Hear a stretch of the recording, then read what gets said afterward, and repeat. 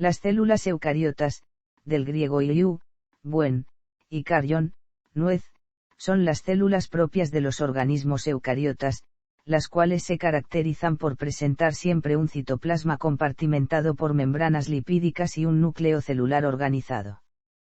Este núcleo celular está cubierto por una envoltura nuclear que contiene el ácido desoxirribonucleico o ADN, necesario para el desarrollo y funcionamiento del organismo.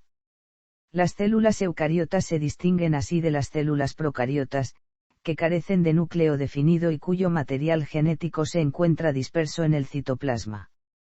A los organismos formados por células eucariotas se les denomina eucariontes. El paso evolutivo de procariotas a eucariotas significó el gran salto en complejidad de la vida y el más importante después del origen de la vida.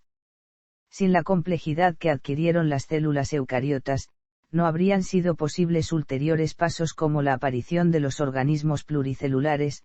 La vida, probablemente, se habría limitado a constituirse en un conglomerado de bacterias. De hecho, a excepción de procariontes, los 4 reinos restantes son el resultado de ese salto cualitativo. El éxito de estas células eucariotas posibilitó las posteriores radiaciones adaptativas de la vida, que han desembocado en la gran variedad de especies que existen en la actualidad. Organización. Las células eucariotas presentan un citoplasma organizado en compartimentos, con orgánulos separados o interconectados, limitados por membranas biológicas que tienen la misma naturaleza que la membrana plasmática. El núcleo es el más notable y característico de los compartimentos en que se divide el protoplasma, es decir, la parte activa de la célula. En el núcleo se encuentra el material genético, el ADN. El ADN se encuentra distribuido en múltiples cromosomas y unido a proteínas, principalmente a proteínas cromosómicas llamadas histonas, y porta toda la información necesaria para que se lleve a cabo todos los procesos tanto intracelulares como fuera de la célula, es decir, en el organismo en sí. En el protoplasma se distinguen 3 componentes principales a conocer: la membrana plasmática, el núcleo celular y el citoplasma, constituido por todo lo demás. Las células eucariotas están dotadas en su citoplasma de un citoesqueleto complejo, muy estructurado y dinámico, formado por microtúbulos y diversos filamentos proteicos. Además puede haber pared celular, que es lo típico de plantas, hongos y protistas pluricelulares, o algún otro tipo de recubrimiento externo al protoplasma. Para su comparación con la célula procariota, véase la tabla comparativa. Fisiología. Aunque las células eucariotas demuestran una diversidad increíble en su forma, comparten las características fundamentales de su organización celular, arriba resumidas, y una gran catálisis homogénea en lo relativo a su bioquímica y metabolismo, que contrasta con la inmensa heterogeneidad que en este terreno presentan los procariontes.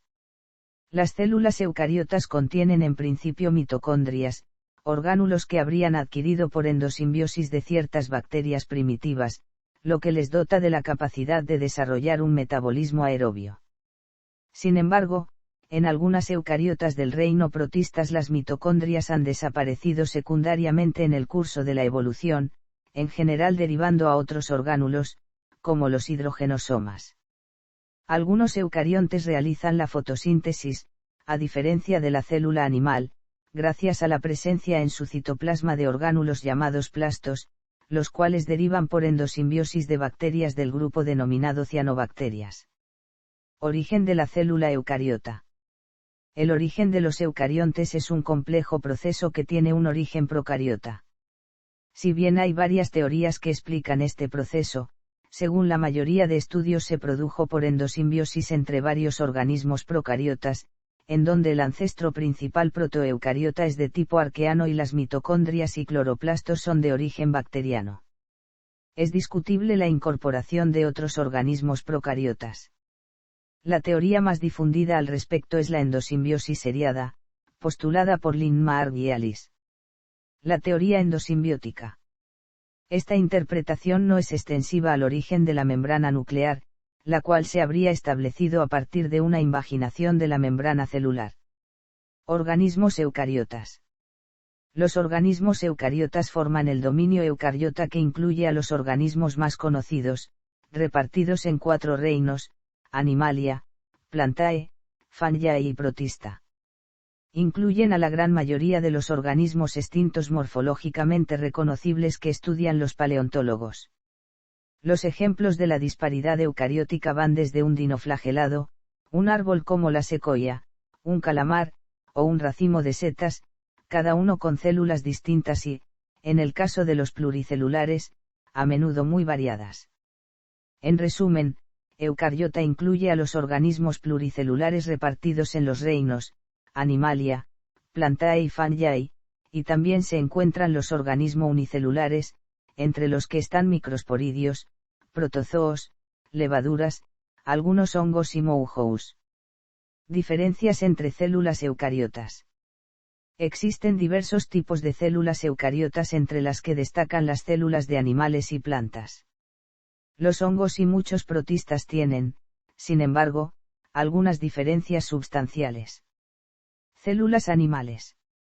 Las células animales componen los tejidos de los animales y se distinguen de las células vegetales en que carecen de paredes celulares y de cloroplastos y poseen centriolos y vacuolas más pequeñas y, generalmente, más abundantes. Debido a la carencia de pared celular rígida, las células animales pueden adoptar variedad de formas e incluso pueden fagocitar otras estructuras. Células vegetales.